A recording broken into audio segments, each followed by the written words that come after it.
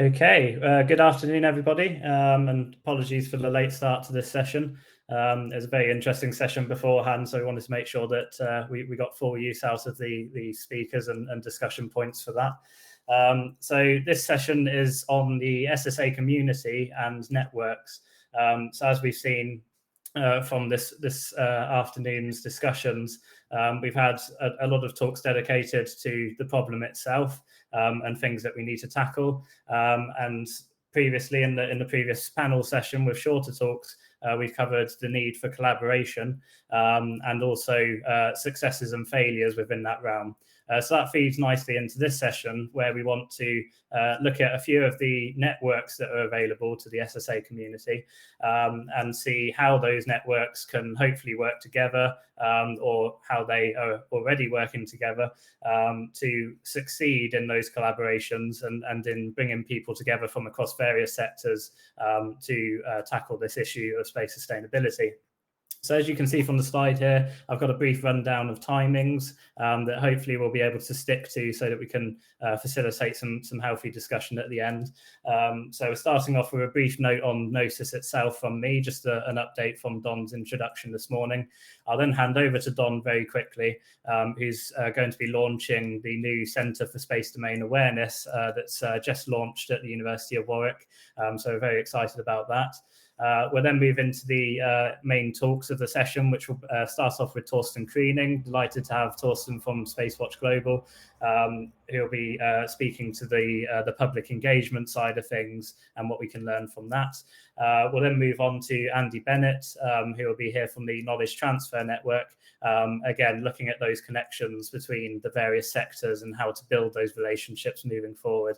And we'll close with Simon George from the Defence Science and Technology Laboratory, who'll be representing the Astrodynamics community of interest, which will look more towards the technical side of collaborations in this field.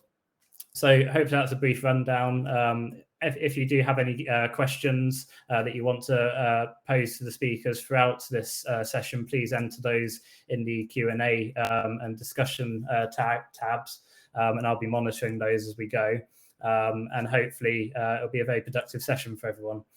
So just to give a brief note on GNOSIS itself, as I said I would, this network is focused on bringing the core SDFC program into play within the field of SSA and bringing researchers with SDFC funding into this field to be able to collaborate with industry, government across those sectors, and offering seed funding for proof of concept studies, as Don mentioned, part funded studentships as well, to basically give these researchers a boost.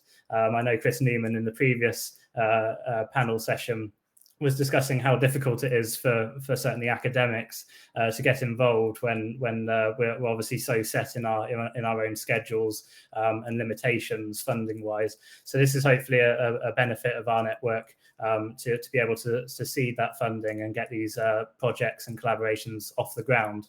So without further ado, just to stick to time, I want to hand over to Don Pollacco now from the University of Warwick, who, as I said, will be launching the Centre for Space Domain Awareness. So over to you, Don.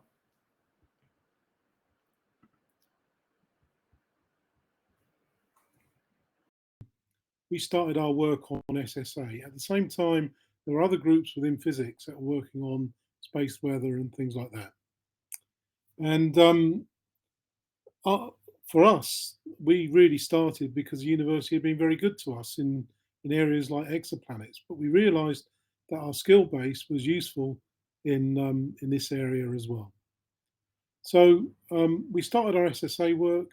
We've developed a team of people, and as a consequence of that, we've teamed up with other people around the university, and with great support from the university, we've decided to set up this Centre for Space Domain Awareness. It's really a talking shop, seminars, general discussions, but it's a way that we can come together and discuss some of the biggest problems that are affecting all our areas of research. And it's actually worked surprisingly well. We've already been having conversations and we've actually found real common interest between us. And I don't know how this will work in the future. As this is really a talking shop, we thought we would, well, we've already had inquiries from people external to us. It's different to GNOSIS, which has funding. We don't have any funding to give out for projects, but we are a source where academics now can come and talk with each other. And again, so we already have a few external collaborators that we're all keen to work with. So I just thought I'd say something about the kind of stuff we do. We've done work on things like recent projects on MEV2, for instance. We've done geo work. We're developing novel techniques at LEO, which you'll hear about over the next couple of years. We have an observatory in the Canary Islands, but we also have access to other observatories that we run around the world. We have an array of telescopes in Chile at Paranal, and we also are building a new telescope in Australia as well.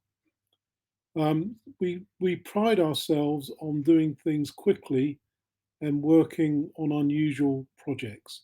We're interested in research. We're not an operational, we don't do operational projects, except if they're interesting. We have a close collaboration with Dstl, and Dstl have funded a 5-year fellowship here, for instance, that gives us stability in this project. We're hoping that at a national level, this area will become more important and that a funding stream will open up that we can actually compete for. I should say that while this is not in STFC's remit, they have supported us hugely in this. So our novel instrumentation at LEO, optical LEO, is as a result of STFC funding. And I think with that, that's me. Thanks very much for that, Don. And yeah, obviously, as I was saying, we're very excited to see where that goes in the near future. So I'll be moving on now to get us started with our main talks for the session. And hopefully, if we stick to time, we'll still have some time for Q&A and discussion at the end. I'll just reiterate, because I just noticed at the start, we don't actually have a Q&A tab, so please use the discussion forum. I'll be monitoring that throughout with any questions or discussion points that you may have in the audience. So without further ado, I'll move on to introduce Torsten Kriening from SpaceWatch.Global. I'm sure many of you will be familiar with the Space Cafe and other initiatives like that they run. And yeah, very much looking forward to hearing your insights on this, Torsten. So over to you. Thank you, and hello, and thanks to the organizers for inviting me to this first conference here. Let me see. Okay, so I would like to talk about why SSA outreach matters. I mean, that's the only thing that we can contribute to the entire community, and where can we find it? I'm Torsten Kriening, CEO and publisher of SpaceWatch.Global. I'm also one of the directors at Powering Space. That's a newly formed network of space outreach professionals to foster and inspire others to do space outreach. So we, SpaceWatch.Global, are Switzerland-based. We are a Switzerland-based online platform for information in and about space and new space activities in a geopolitical context. So I would like to talk about trusted outreach and SSA networks, SSA in the media, or as far as we can see that. So when we talk about outreach in space, we see that big names, big stories. Always. Last month, we have seen Virgin Galactic and Blue's first flight, and we're talking here about storytelling and who drives the media, the outreach, and the truth with that. If you followed the Virgin flight, and I assume many of you have done that, you will have eyewitnessed a permanent commercial. And the question is that our future? And then all that besides the fact of this orange light that caused the current FAA investigation. But again, it's a side story of that. Less commercial, but also a heavy picture as well here from the recent G7 summit in Cornwall. At least the first time that governments talked about our space sustainability and the protection of space using SSA and STM as terms. the work that goes on in Vienna at Copius or UNOSA is also relevant, but hardly makes it to the news. So, or when you have seen last time something about LTS or the long-term sustainability guidelines, or the recently founded or adapted by consensus or Space Resources Working Group last week. But even SSA and STM were mentioned. It is not sexy for media, and that's what drives it, in my opinion, our opinion. So where can we find today information about space currently? And that's absolutely correct. It's very US driven. Sure, it's the biggest market, but we are talking here about the global commons. So there is an information gap. And that's something what we like to address, and to address that in an independent way. So why is SpaceWatch.Global different? We are not writing our content for the hill. We are not having a specific agenda. I know many of you are already familiar with our website, our bi-weekly and daily newsletters, the Space Cafe podcast, Space Cafes, as mentioned by before, and our Space Watcher fan shop. So what is behind all of that, and how does that correlate with SSA? Our vision is to be the independent voice for global space, the go-to source for information powered by truly global communication. So we see our mission as being a provider of business intelligence for space and satellite industry, for industry professionals, government officials, and other interested readers that like to consume our information through our content platforms, newsletters, or even the space cafes. So just give you a bit about our background. So we have already 6 years of heritage, started more or less in a garage, almost 5,000 or over 5,000 articles in the meantime on our website, over 150 bi-weekly published newsletters, and up to 95,000 users per month on our website online. So with over 120 Space Cafes web talks that we have established 2 years back as an online format for obvious reasons, we had over 16,000 registrations in the last 18 months. And also the regional formats are in 12 countries already, 20 are planned by the end of this year. And so we have a Space Cafe UK, what is planned for later this month. And we recently had our Space Cafe Scotland as a separate our Space Cafe version. So, but on the podcast side, we have over 35 Space Cafe podcasts, very high-level productions. All of that is covered by the Swiss neutrality and code of ethics for journalists that we put out to all of the people that work with us. So with that, we have a unique position in this very competitive landscape, by on one hand side, premium market access, and on the other hand, global outreach. So a few of our Space Cafe formats you find here, and I know many of you are those already. In our parallel session here, my good friend Moriba Jah talks today about his work, and he is one of the hosts of the Space Cafes. In his case, the Moriba's Vox Populi, one of our special formats. And I mentioned UK, Scotland already. One of the upcoming formats will be dedicated to SSA and STM. We are still trying to form that, so we are absolutely open to any part or any kind of partnership, cooperation with others. We are not doing it for us. We are doing it for you. We are doing it for the entire market.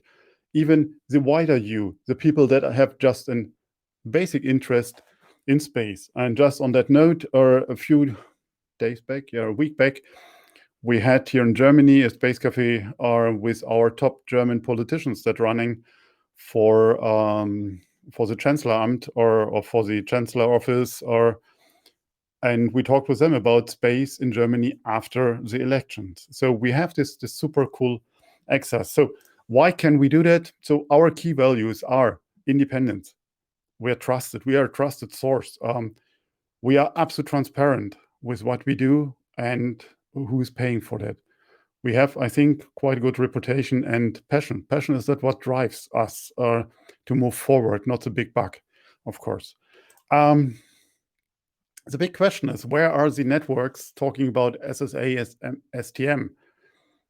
I don't think they don't exist today, especially on the outreach side. There are particular networks, and you mentioned it, and you are in that, are much more deeply involved than I am, in regional areas. You have them on the academic world, but overall networks, as far as I'm aware of, they are not.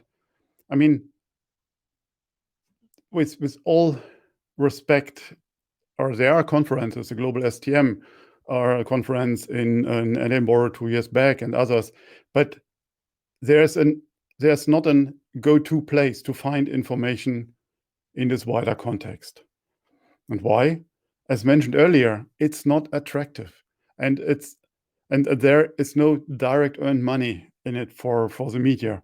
And most medias are commercial companies that have to make the money. You can make money, a bit of it, or when your government or an agency like to sponsor it.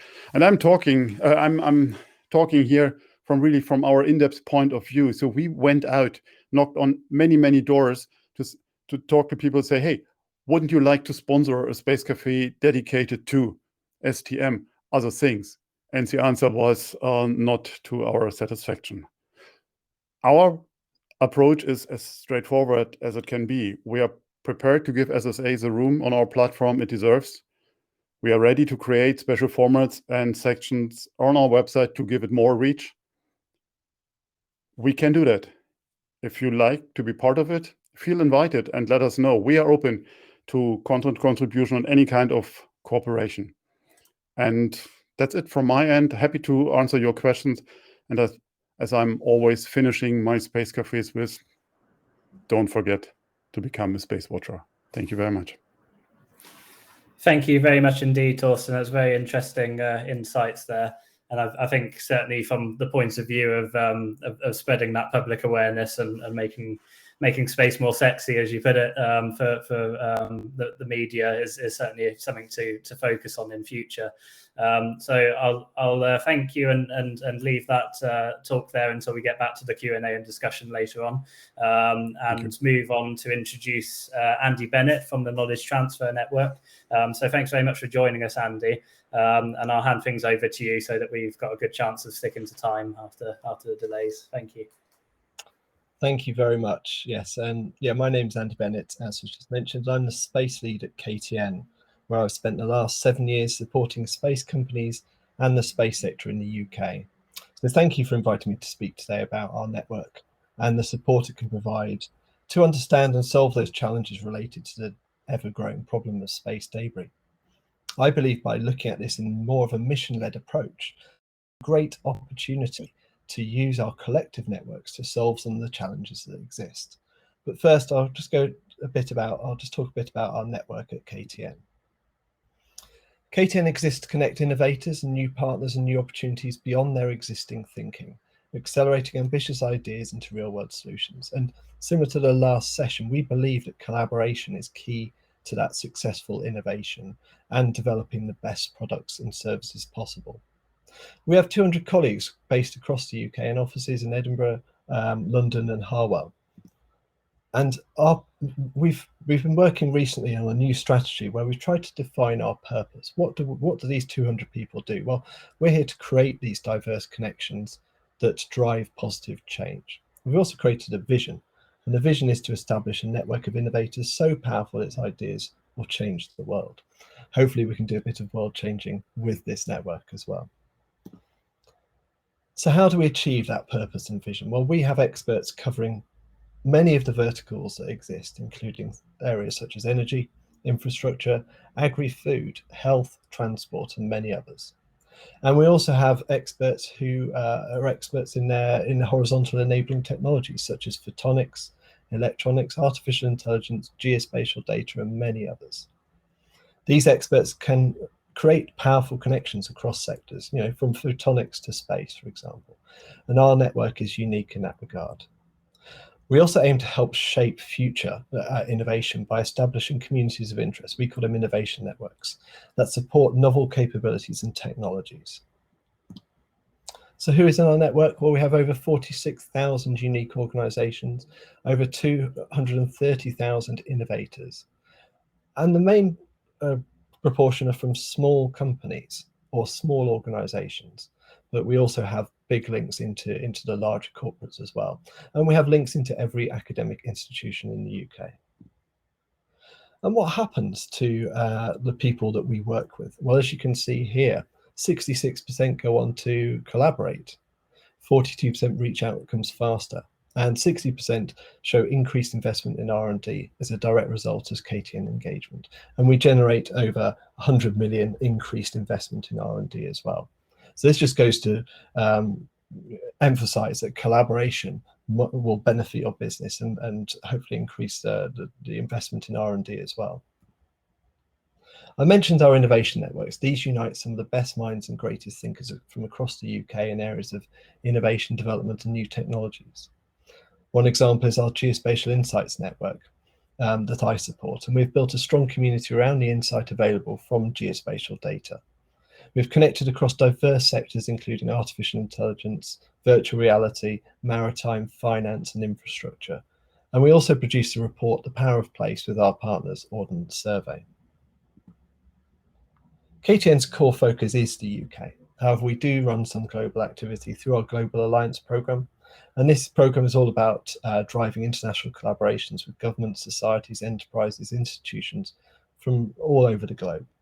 We also run global expert missions, and they're all about driving the sharing of expertise across the borders to foster global collaboration. There was some talk earlier about some of the issues around academic and industry collaboration. Well, we've run one of the most successful schemes, knowledge transfer partnerships. And this is all about building those long-lasting connections between industry and academia. And these organizations come together to solve real industry challenges through innovation. As an example, this is the best KTP of 2020. Aquatech Engineering, Manchester Metropolitan University worked to revolutionize the traditional standpipe by using the Internet of Things to turn it into a smart connected device. Another key tool we have developed is the KTN's Innovation Exchange Program, which connects companies, generally large corporates who have specific challenges, to innovators who are already working on solutions. And we use our experts and cross-sector knowledge to connect businesses with opportunities beyond their existing thinking. As an example, 5 organizations that we worked with received funding from the Sellafield Game Changers program following one of our Innovation Exchange Challenge processes. We worked very closely with Sellafield to source those potential solution providers to their nuclear decommissioning challenges. And through our health team, we found solutions in medical X-ray technology. But let's go back to space. A key product that I've developed over the last few years is this UK space sector landscape map. It's an online tool available to all and showcases UK companies, key sector organisations, universities and networks. And it's a great place to identify potential collaborators and partners. The UK Space Agency partnered with us on this and funded part of the work, and they're using it to provide evidence to support their decisions and inform some of their market intelligence strategies.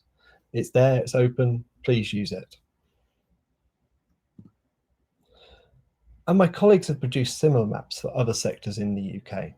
Perhaps the most relevant one here is robotics and artificial intelligence.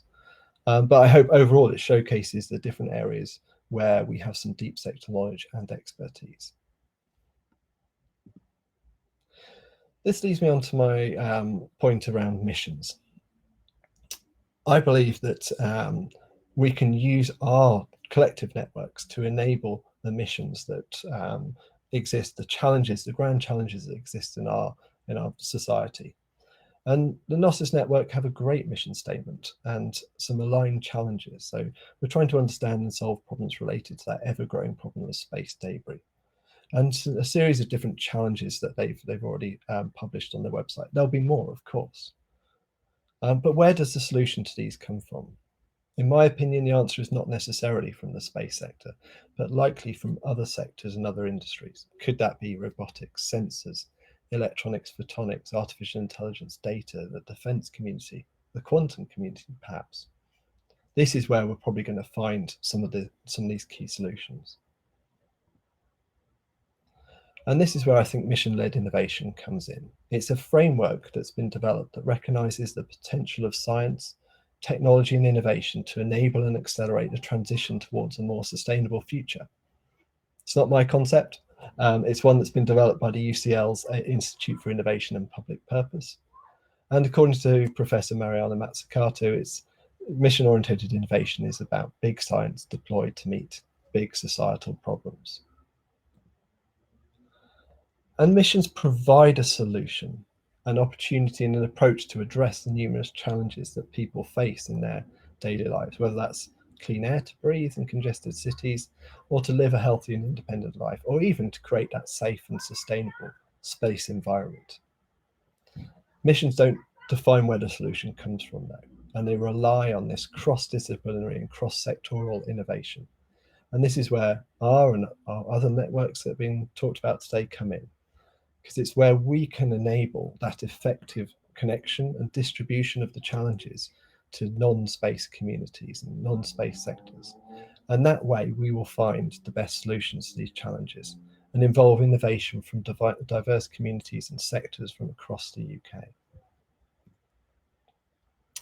So in summary, I think our network is pretty vast, especially in the UK.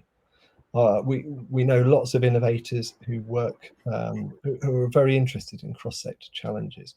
And we've built tools to support this, such as the Innovation Exchange Programme and the Knowledge Transfer Partnerships Programme.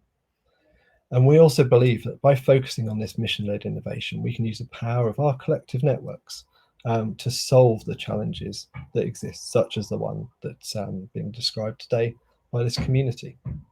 So that's it from me. Thank you for listening, and welcome to take any questions at the end of these talks. Excellent talk, and I really enjoyed your point of essentially we need to look beyond the space sector, not just within that industry, but also to other industries, be that robotics and so on. I think that's a really key point to try and bring those sectors into play. So thank you very much. As you mentioned, we'll come back to Q&A and discussion afterwards, and we are actually doing very well for time considering our delay. So thank you very much to all of the speakers for sticking to time. I'll now be moving on to introduce Simon George from Defence Science and Technology Laboratory, and thank you very much for joining us, Simon. And you'll be representing the Astrodynamics community of interest in this. So as I said in the introduction, I guess looking at things from a more technical perspective, and hopefully there'll be some overlaps and ways to collaborate between the ACI and GNOSIS going forward. So I'll hand over to you, Simon. Thank you. Yes, thank you, James. As mentioned, I'm Dr. Simon George from Dstl. I'm one of the technical leads for our Space Situational Awareness project. I'll talk briefly about the Astrodynamics Community of Interest, or ACI, as it's rather a mouthful. This is a Dstl and UK government initiative for bringing the SSA community together, both across the UK, but also reaching beyond as well. The origins of this were started back in around 2013. At around this time, the UK was starting to think again about space domain awareness across defence and the civil environment. But a challenge at this point was there were a lot of SDA and Astrodynamics capabilities and expertise dotted around the UK, but this was fairly disparate. And there was no unifying initiative really to bring that community together and develop a core to the UK capability in this area.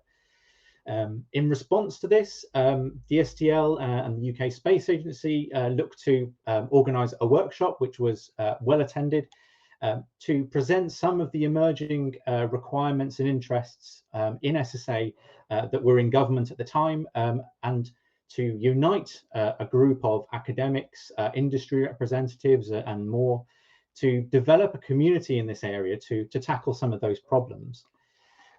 This was, yeah, as I say, a great success. We had a range of participants from all of those communities.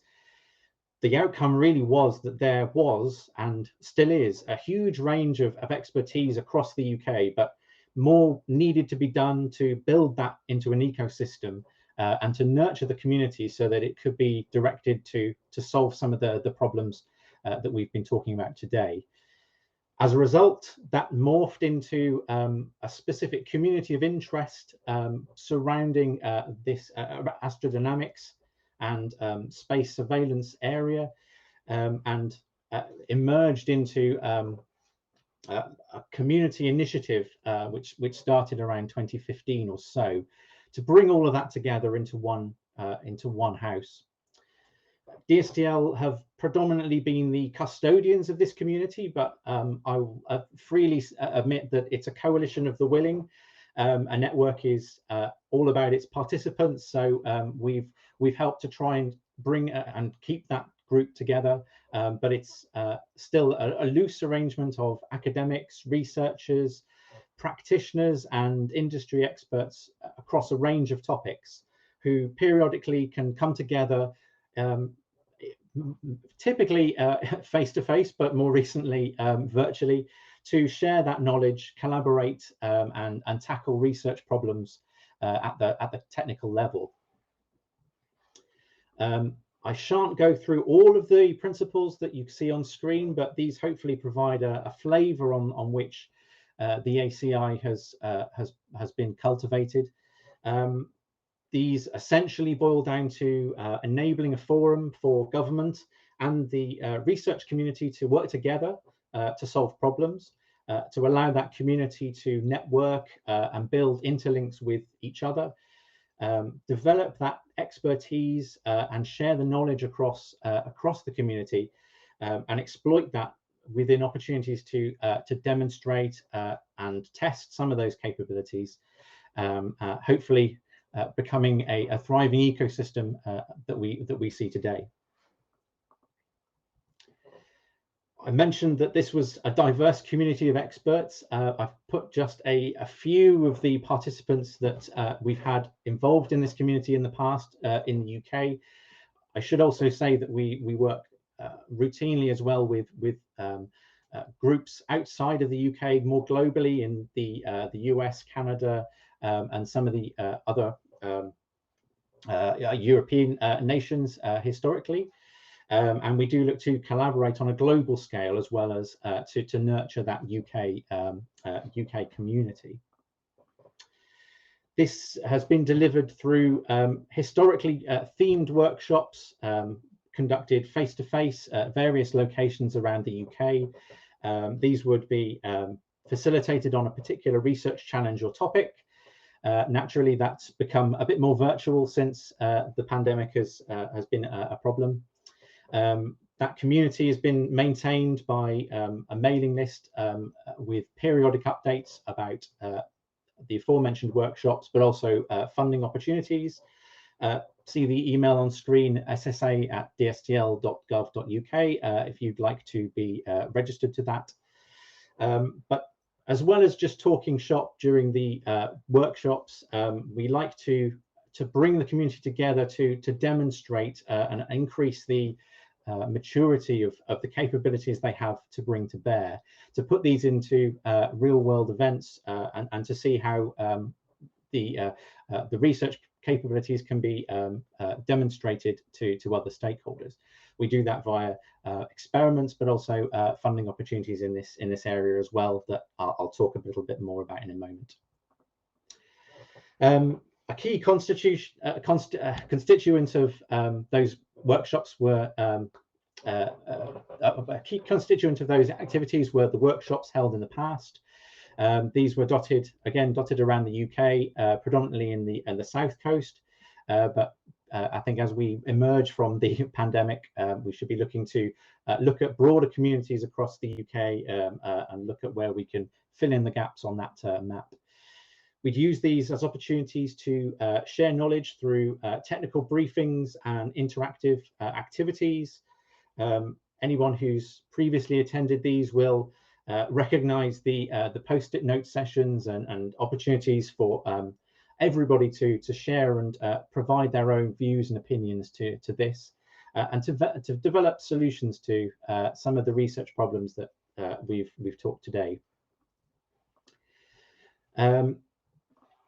The structure of these would look to map between the needs coming from government for space situational awareness capabilities, and where those exist either at a prototype or research level, or even mature commercial level, where they were accessible within the community. These would feed a specific workshop event themed around a particular challenge or topic. That would then be used to improve the community understanding of the problem, and also understand some of the candidate solutions or opportunities that there are to tackle that.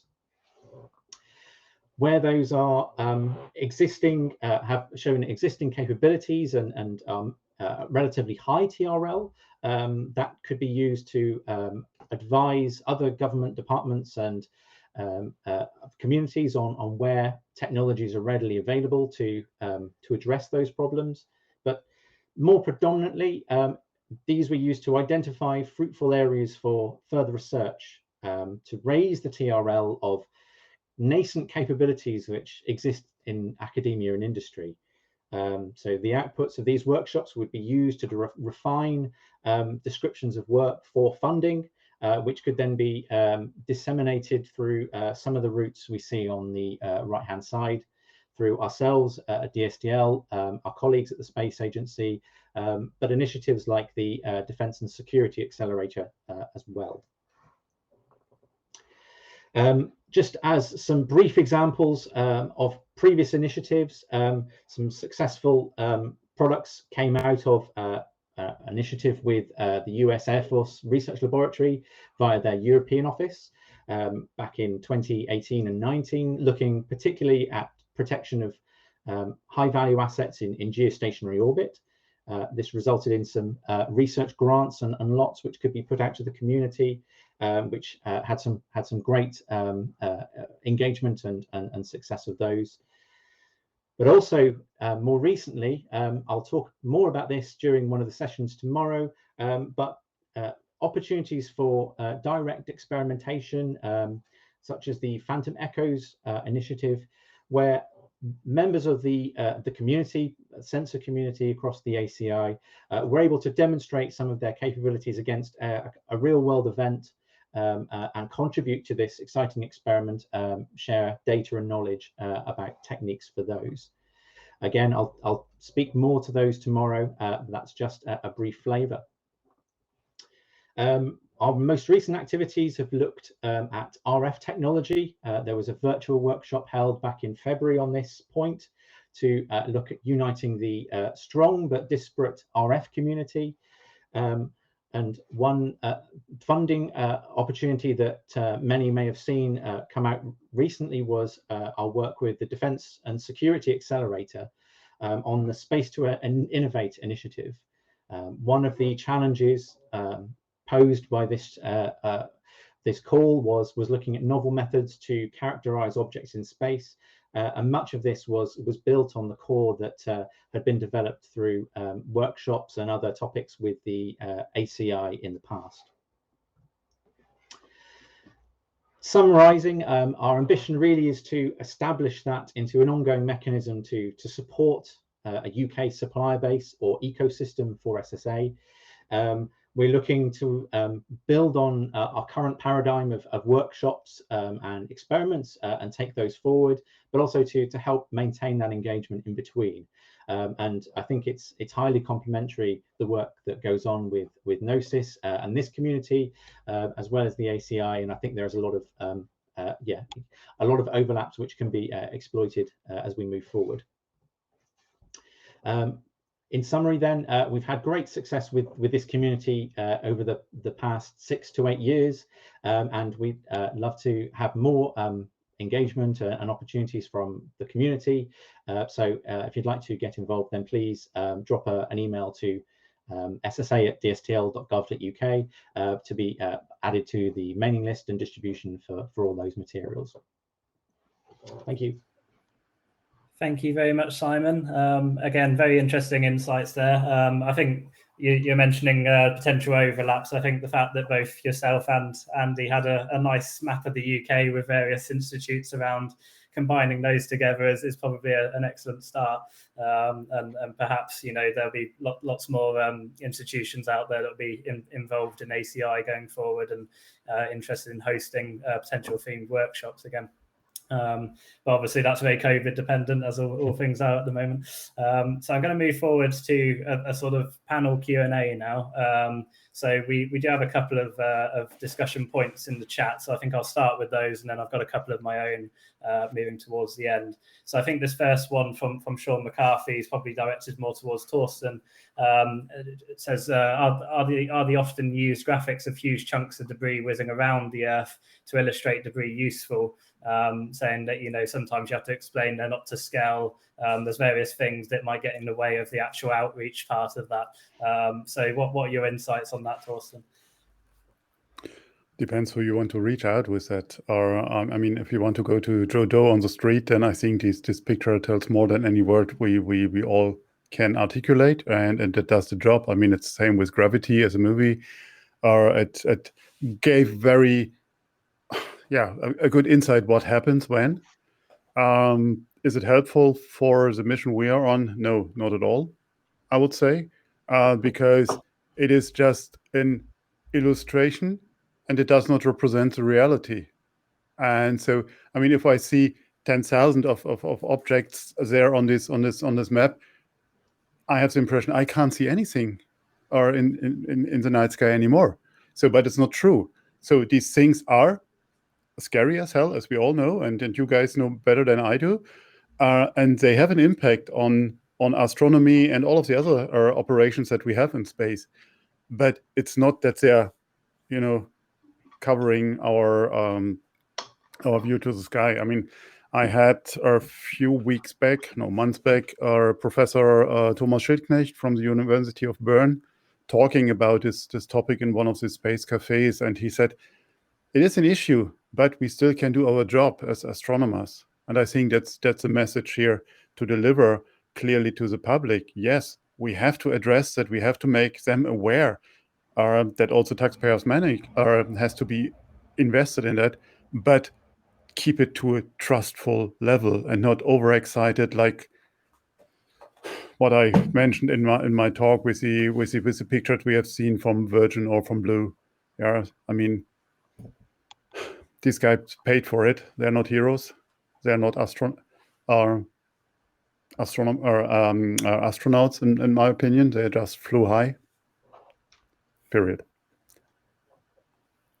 Thanks for that, Torsten. Yes. So I think, yeah, certainly in astronomy as well, we do often see that artistic license coming into play, and it can get in the way of the facts sometimes. But yeah, like you say, it does have a place, but you have to be careful.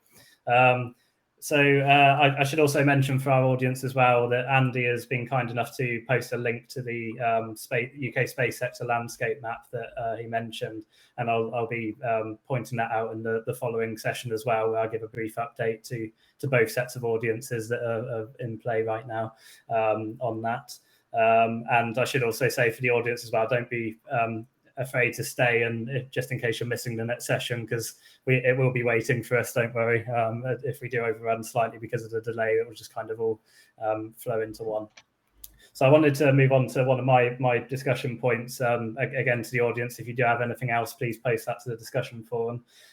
So I wanted to pose the question, how do we avoid sort of diluting the pool of networks? Obviously, the reason we have so many networks is because there are many avenues to tackle this issue from.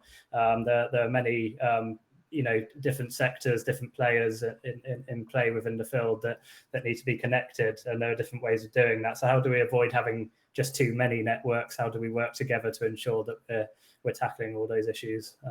So I guess maybe Andy might be a good person to start there. Thanks. That's a cracking question, that one. I think that you've got to have your networks where you have experts in the field who are incredibly knowledgeable about the subject. That's where you have your core understanding of the challenges and in that community. And I think then you can take that out to the wider networks. That's when you can start to involve, as we have at KTN networks, into all different sectors of the UK economy. And then, of course, you need your global networks, because this is not a UK problem, is it? At the end of the day, we're talking about a huge global issue, and we need to make sure we're collaborating with the Americans, the Chinese, and whoever else, because we need to come up with solutions that are going to be accepted by the global community. So I think they all they all have value.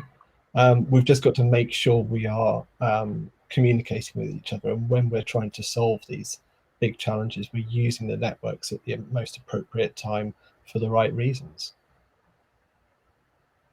Yeah, I think I'll definitely agree with you there. And maybe Simon, have you got some viewpoints on this as well? Yeah, so I think with this, it's such a large group. When we start to talk about space situational awareness or space sustainability, it's such a net that gets cast over that whole community, that you often end up with the macro versus the micro problem, where if you include everybody and everything, it becomes huge and unmanageable, and there's it's a gigantic network which is tricky to handle. But if you go too narrow and specialisms, then you lose some of the context of the wider area. So I think the solution is probably a Venn diagram, and so I guess the challenge for ourselves is to look at where those overlaps are, and also look at which bits which bits are we missing, and where can we help facilitate those. Yeah, that's brilliant. Thank you, Simon. So I think as well, something that we touched on is the sort of global aspect of SSA, and obviously if you've been sort of involved in the field for a few years, you do become aware of these sort of international conferences and maybe platforms on which you can communicate with different researchers in the field. Do you think that our current situation there is good enough on a global scale? Do we need to push that side of things more and encourage communication between not just institutions in a given nation, but also across the world, across different nations, and make those partnerships as well, because of course it is a very global issue. If anybody's got any comments on that, feel free to butt in.